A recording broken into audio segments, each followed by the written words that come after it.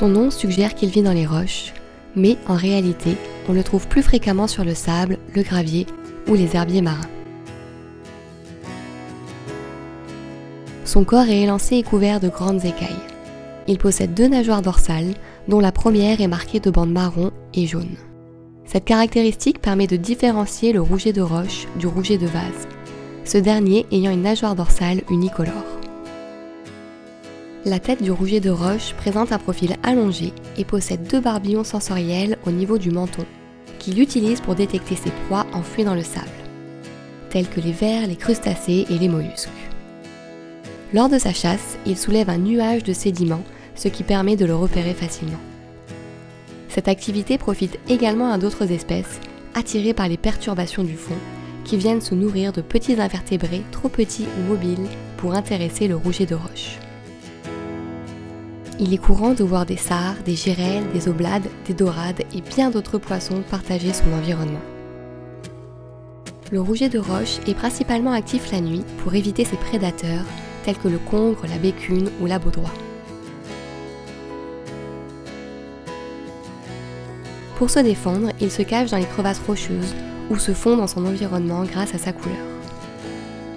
De jour, il arbore une teinte beige rosé avec une ligne latérale plus foncée, tandis que la nuit, ses nuances rouges et marbrées deviennent plus intenses. Les rougets observés mesurent généralement entre 15 et 25 cm. Dans les profondeurs plus importantes, ils peuvent atteindre 40 cm et peser environ 1 kg. Bien que ce poisson soit solitaire, il peut être vu en petits groupes, soit pour chasser collectivement dans des zones riches en proies, soit pendant la période de reproduction. En Méditerranée, la reproduction a lieu entre avril et juin. Les œufs sont pélagiques et les larves éclosent 3 à 8 jours après la ponte.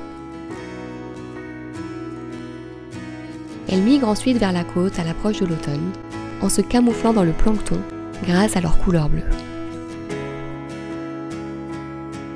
La durée de vie du rouget de roche est estimée à une dizaine d'années. L'homme est son principal prédateur.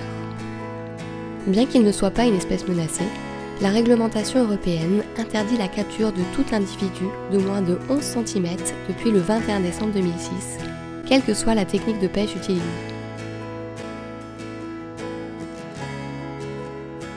Cette loi vise à assurer la durabilité des pêcheries en Méditerranée et à préserver les populations des rougets de roche pour les générations futures.